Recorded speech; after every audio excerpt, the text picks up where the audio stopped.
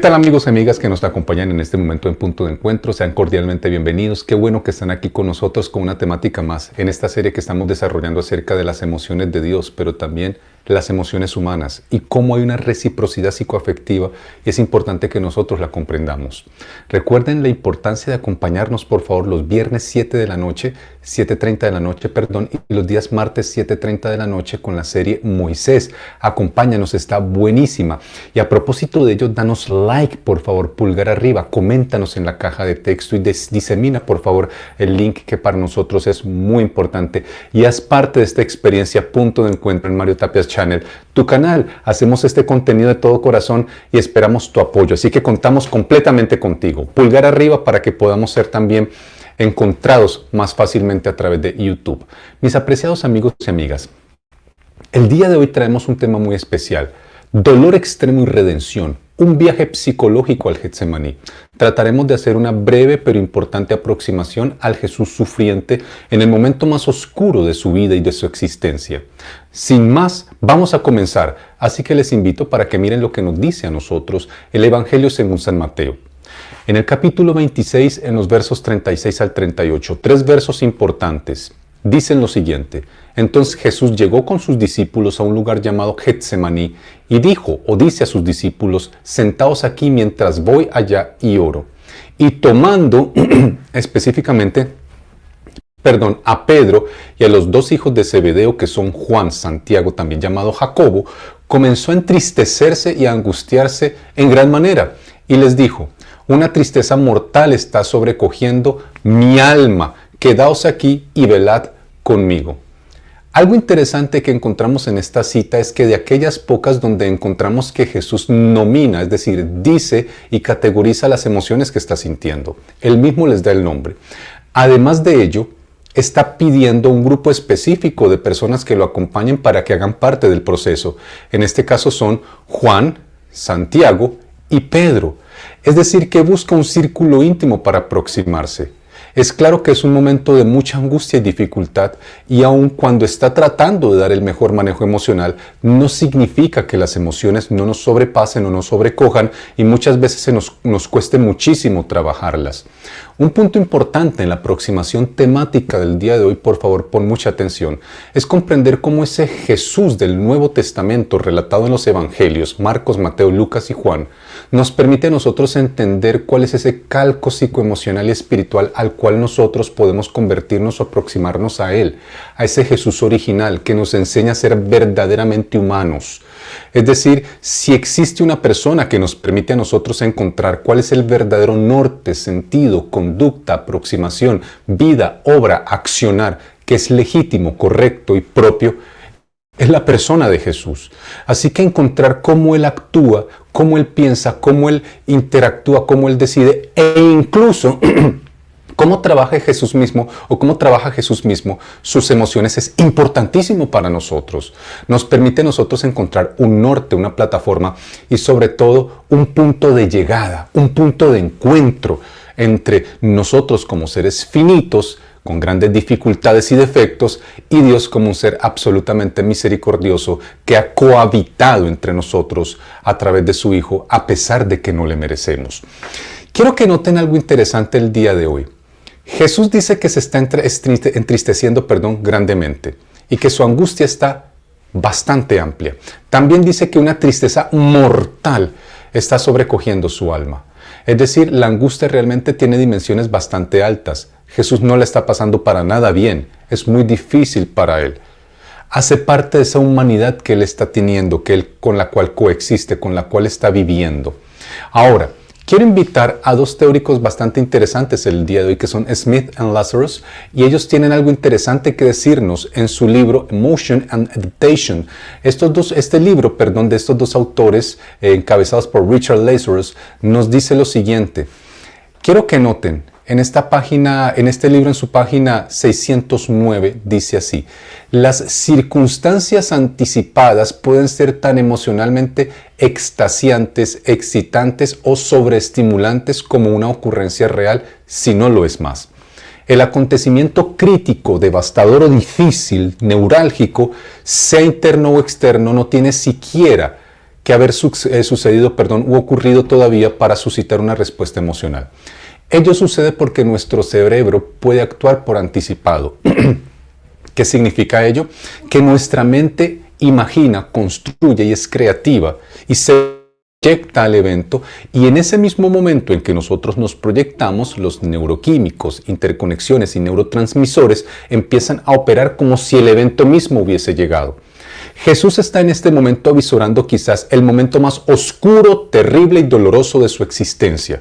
No es fácil para él, como no es fácil para usted ni para mí muchos momentos emocionales que nos han asaltado a lo largo de nuestra existencia y nos siguen asaltando y son de muy difícil manejo. Nos cuesta muchísimo trabajarlos. Ahí está el punto donde yo menciono que el modelo por excelencia que nos permite entender cuál es el humano que nos genera a nosotros esa aproximación por precepto al que deberíamos observar es Jesús.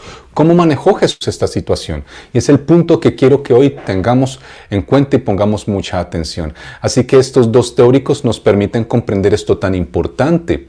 El cerebro tiene la reacción neuroquímica de neurotransmisores e interconexiones tal cual si el evento hubiese ocurrido. Ello entonces genera una angustia que también se transmite en un shock ansioso que le genera alta dificultad de manejo de la situación. Vale la pena aclarar aquí un punto. El hecho que tú o yo tengamos ansiedad no significa que estemos cometiendo un error. Sencillamente estamos teniendo una respuesta neuroquímica, biológica, natural a un estímulo de nuestra mente, nuestro pensamiento y una construcción de la convivencia natural, donde tratamos de encontrar respuestas que son difíciles. Esto nos permite ver que este Jesús que está aquí presentándose en los evangelios se muestra profundamente y naturalmente humano. Y eso nos sirve muchísimo a nosotros, porque encontramos a ese Jesús que nos dice, miren, yo pude vivir y experienciar y experimentar emociones y dificultades altísimamente profundas y no por ello soy acusado y no por ello estaba cometiendo un error y no por ello debo ser presentado como con una patología o con una acción pecaminosa o impropia. Lo mismo puede pasar contigo, lo mismo puede pasar conmigo. De hecho, es lo que nos sucede en la cotidianidad y a veces no lo podemos comprender correctamente. Quiero que nos sigamos notando, pero ahora una cita que nos propone Marcos. Vamos a Marcos capítulo 14, verso 32 al 35.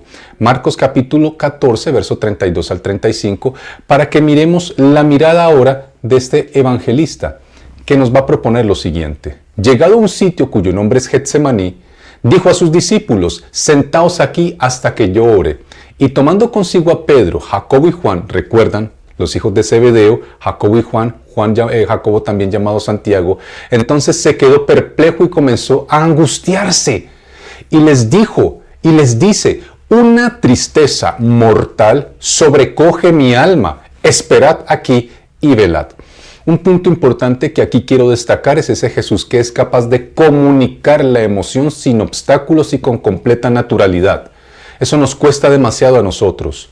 Nos cuesta muchísimo porque pensamos que en el momento en que manifestamos la emoción nos autovulneramos y quedamos expuestos a las opiniones de terceros. Y entonces nos cuesta mucho manejar lo que terceros opinan de nosotros porque tenemos demasiada sobreestimulación en la opinión de otros sobre quiénes somos.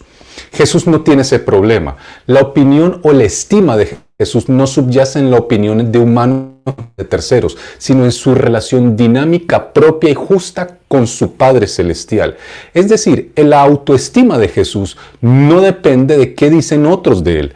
Depende totalmente de quién considera que es Él hallándose en su dinámica relacional con el Padre Celestial. Y es allí donde nosotros podemos también encontrar una respuesta muy importante. ¿Tu autoestima está lastimada? ¿Tu percepción está lastimada? ¿Sueles no manifestar lo que sientes por temor, por terror, por pánico, miedo a ser vulnerado o lesionado? Bueno, ten en cuenta que una dinámica particular que enseña Jesús. Él no escoge a cualquiera para decirle cómo se siente. Ha analizado previamente por meses y años de convivencia quienes son cercanos y próximos psicoafectivos y especialmente tiene a 3 con los cuales se siente en plena confianza: Pedro, Jacobo y Juan. Es a ellos con los que se manifiesta con las palabras que permiten nominar, expresar, dilucidar y hablar de su realidad psicoemocional. No lo hace con cualquiera, no lo dice a cualquiera, pero también algo muy importante. Este Jesús manifiesta lo que siente cuando lo necesita hacer. no lo calla, porque sabe que es parte importante del proceso para darle un manejo correcto. Qué importante que tengamos en cuenta esta situación. En el 35 dice: yendo un poco más adelante, se arrodilló, se postró sobre la tierra y oraba que si era posible pasara de él aquella copa o aquella hora, como una oración profunda que él hacía al cielo, a su Padre, para que no tuviese que pasar esta situación dinámica tan terrible. Sigamos ahora viendo una opinión bastante interesante a propósito de esto que les he dicho. Y aquí quiero invitar al Dr. Kenneth Pergament, un muy interesante teórico que nos aproxima la importancia de que la psicología no sea disruptiva o no enajene o separe el concepto religioso, natural o socioreligioso que tenemos los seres humanos. Bueno, de eso hablaremos un momentito y trataré también de citar a otro teórico altamente respetado que nos hablará sobre ello. En este libro, que se llama La psicología de la religión, dice lo siguiente: cualquier comprensión de la respuesta humana, y quiero que notes esto que es bastante interesante, cualquier comprensión de la respuesta humana ante momentos extraordinarios permanece incompleta sin una apreciación de la religión. Lo vuelvo a repetir porque es bastante interesante. Cualquier comprensión de la respuesta humana ante momentos extraordinarios, y efectivamente lo que está pasando aquí con Jesús es un evento extraordinario, permanecería incompleta sin una apreciación de la religión. A ver, pongámoslo en perspectiva. Jesús es el modelo perfecto de la humanidad. Jesús viene a decirnos cómo correcta y dinámicamente nosotros tenemos que manejar nuestra corporeidad, pero también que nuestras emociones, nuestras relaciones intrínsecas, pero también relaciones personales con los demás. Así que Jesús, propiamente en el momento de mayor angustia, él tiene una crisis profundamente emocional. Pero su crisis no solamente es psicológica, su crisis no deriva solamente de su perspectiva familiar, cultural o social. De hecho, esas derivaciones o esas variables más bien están afectadas por la percepción religiosa y social en la que coexiste. Incluso Jesús no era ajeno a la percepción religiosa y social en la que coexistía. Y si vale la pena decirlo, ninguno de nosotros es absolutamente ajeno al estímulo socio-religioso en el cual coexiste. De hecho, la religión no solamente es un estímulo social y cultural. Voy a citar en un momentito a un teórico altamente respetado en el mundo de la neurología y la psiquiatría. Él es francés. Y él nos va a dar una opinión bastante interesante a propósito de lo que quiero decirles.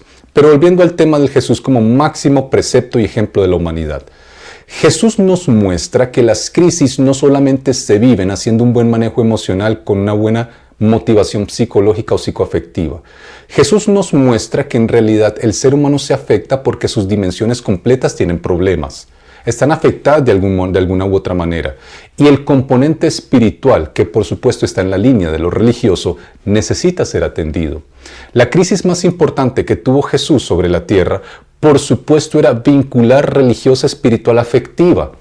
Nos equivocamos tajantemente los seres humanos si pensamos que cualquiera sea la crisis que tú pasas o que yo paso, no pasó por la línea o la dimensión espiritual en tanto fue solamente marital, en tanto fue netamente financiera, netamente filial o familiar, parental porque tuvo que ver con mi padre o con mi hijo, y empezamos a dividir las dimensiones como que la una fuera separada de la otra como repuestos intercambiables. En las escrituras, las dimensiones están transversalizadas las unas con la otra.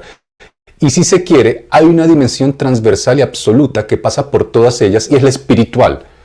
¿Por qué? Porque los seres humanos somos dinámicamente religiosos y espirituales por naturaleza.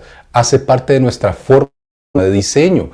No es que lo aprendamos por cultura o por precepto, a pesar de diversas teorías que intentan hoy día presentarlo desde la antropología social, desde la percepción humanista, pero no necesariamente es así.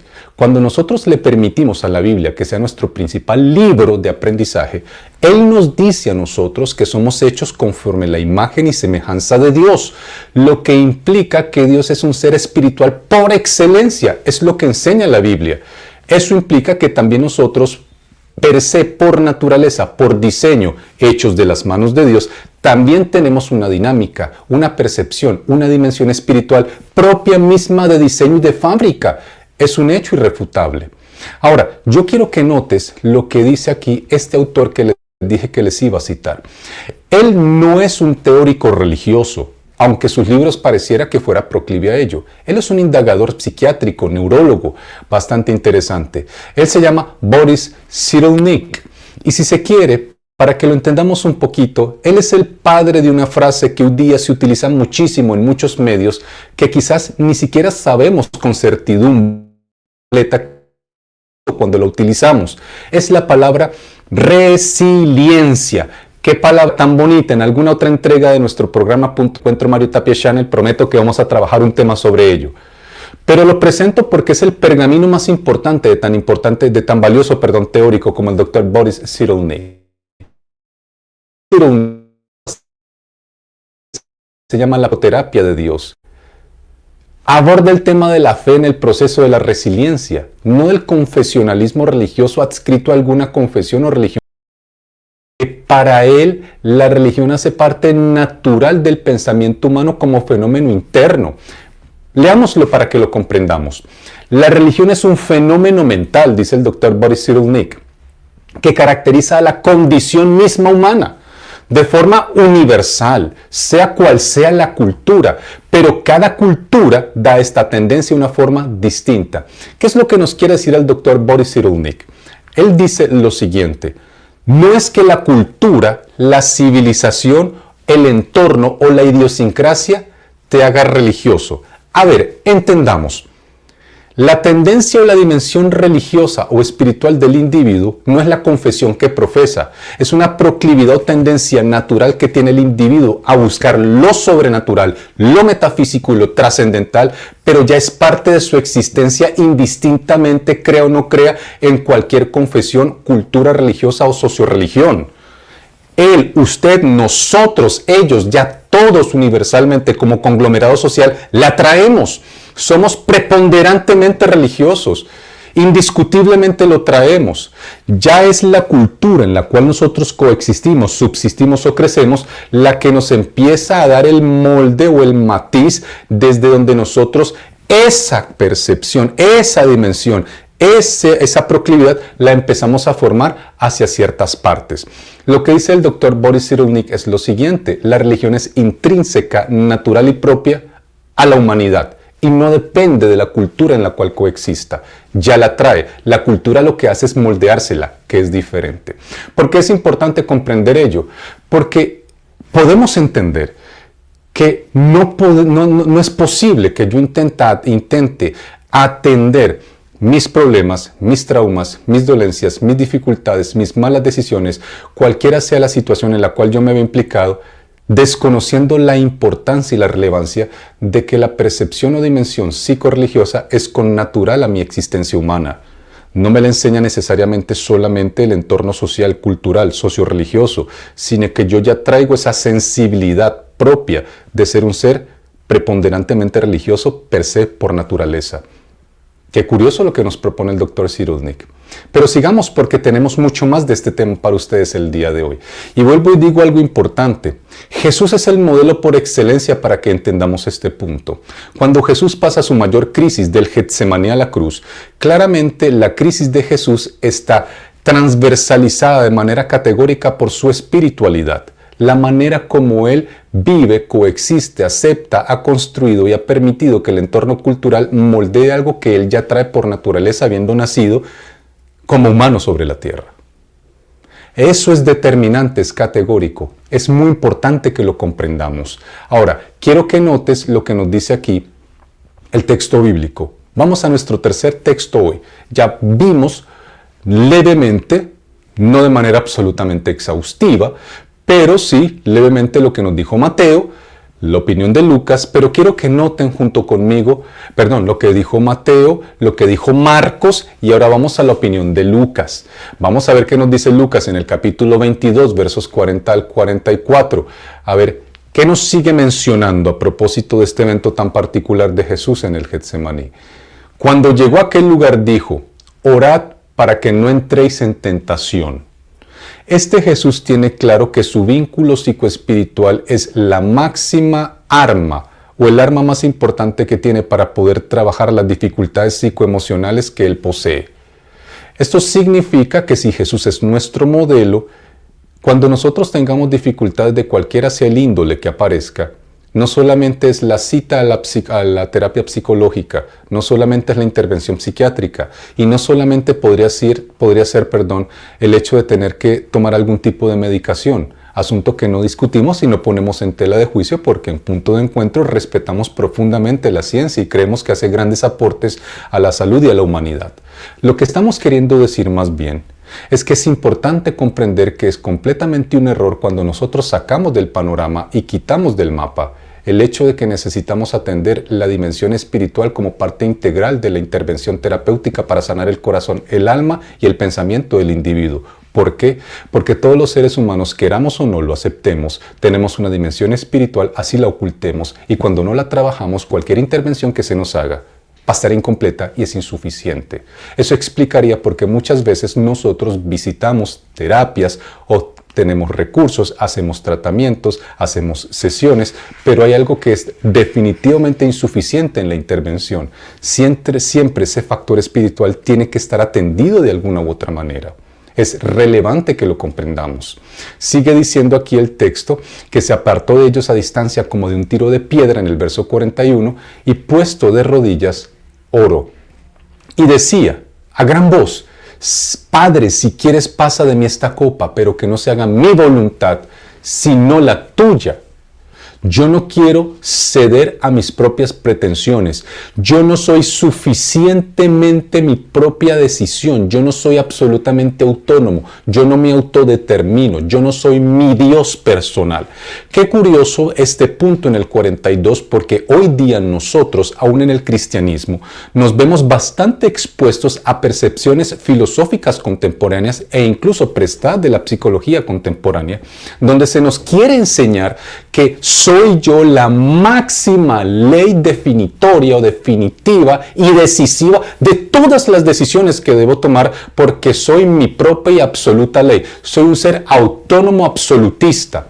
En el verso 42 parece ser que la perspectiva bíblica toma distancia categórica, porque Jesús dice: si quieres que este evento, este dolor, esta situación no lo viva, pasa de mí esta copa. Pero no se haga mi voluntad, en tanto yo no soy el autónomo categórico, el que tomó decisiones finales y absolutas, sino que se haga tu voluntad. Aquí vemos una gran diferencia. Jesús está enseñando que la voluntad máxima en el pensamiento real del que quiere ser un individuo legítimo no está en la emancipación o liberalidad absoluta o libertaria de hacer lo que se le venga en la absoluta gana, sino que debe estar sometido y sujetado a una mente superior que lo guía más allá de mis propias torpes o no claras expectativas. Y quien está orando allí es el Hijo de Dios. Ahora te imaginas, si el Hijo de Dios ora así, ¿cómo deberíamos orar nosotros y actuar?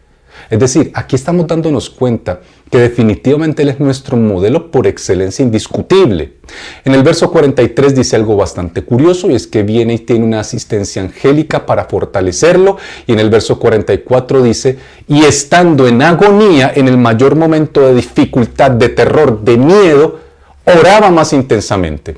Es decir, que para Jesús el manejo de sus emociones no dependía solamente de su autopercepción, del diálogo personal o del discurso o narrativa que él creara con Jesús mismo, Jesús hablándose consigo mismo, sino que este Jesús tenía una narrativa en la cual él creía deliberada, clara y categóricamente que él dialogaba con su Padre Celestial. Y a ello se le llama en el texto la oración. Es una oración de dimensiones tan profundamente violentas, profundamente desgarradoras y de dificultades psicoemocionales tan abrumadoras que dice el texto que su sudor era como grandes gotas de sangre que caían sobre la tierra. Es decir, este Jesús está teniendo una ruptura de vasos capilares sanguíneos de su cuero cabelludo, de su rostro, en una angustia indescriptible e indecible que realmente es pavorosa. Pero con todo ello, Jesús no está declarando emancipación, liberalidad ni absoluta autonomía, sino que declara sumisión, surrender. Este Jesús está totalmente sometido al Padre Celestial. Qué importante que nosotros tengamos en cuenta que el discurso bíblico no se aproxima, ni enseña, ni patrocina emancipaciones psicoemocionales ni psicoespirituales. Todo lo contrario, lo que enseña es sumisión absoluta y sometimiento, vincularidad terapéutica con el único que puede sanarnos realmente de semejantes heridas, daño y lesiones y temores que tenemos los seres humanos. Es estar completamente vinculado con Dios. Quiero que noten ahora un teórico bastante curioso, bastante interesante. Este es un investigador psicológico y a la vez teológico, que es Sacristán López, en un interesantísimo artículo que él escribe para la revista Eclesía en el número 35, en el volumen 3, entre la página 321 y 337. Este artículo, si lo quieres buscar, se llama Psicología y Religión, una mirada de conjunto, bastante interesante, se los recomiendo. Él dice lo siguiente: los circuitos cerebrales no muestran ni la zona de Dios ni la religiosidad. Por supuesto, porque cuando tú miras una tomografía axial computarizada, un TAC, pues no vas a ver que el lugar diga esta es la zona de Dios ni esta es la zona angélica. Lo que uno observa son movimientos o estímulos, neuroconexiones por los medios de contraste que se han inyectado. Entonces sigue diciendo, sino que demuestran que en un entorno afectivo estructurado por creencias religiosas se impregna biológicamente en el cerebro y facilita la recuperación del sentimiento de éxtasis o de trascendencia adquirido durante la infancia. Mira qué interesante. Los circuitos cerebrales no muestran que hay una zona que se llame Dios ni religiosidad. No significa que no esté, solo que es imposible que las observemos y que tengan ese título. Pero sí demuestran algo bastante curioso. En las acciones, en la operatividad cerebral, hay algo que sí es categórico. Demuestran que un entorno afectivo estructurado por creencias religiosas se impregna biológicamente en el cerebro y facilita la recuperación del sentimiento de éxtasis o de trascendencia adquirido durante la infancia. Todos aquellos procesos que has aprendido durante la infancia, todos aquellos procesos que han sido significativos, y recuerda la tesis de Boris Cyrulnik, el padre teórico del concepto de resiliencia.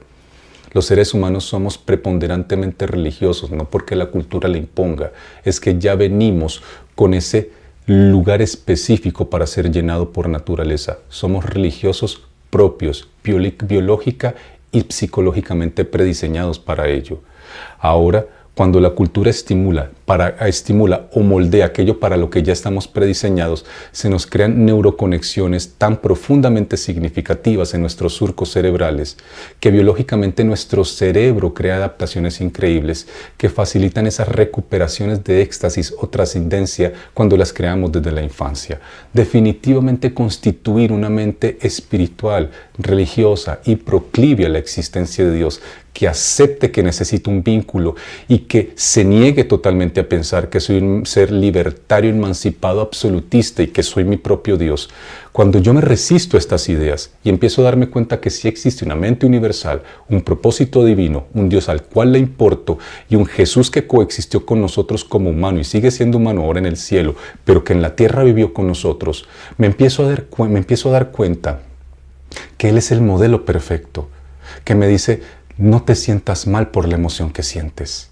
No te sientas culpable por los sentimientos que tienes. Siéntete culpable o triste cuando te niegues a venir a mí, a conversarlos, a dialogarlos, a crear narrativa, a permitirme que sea yo el que te enseñe cómo construir ese relato.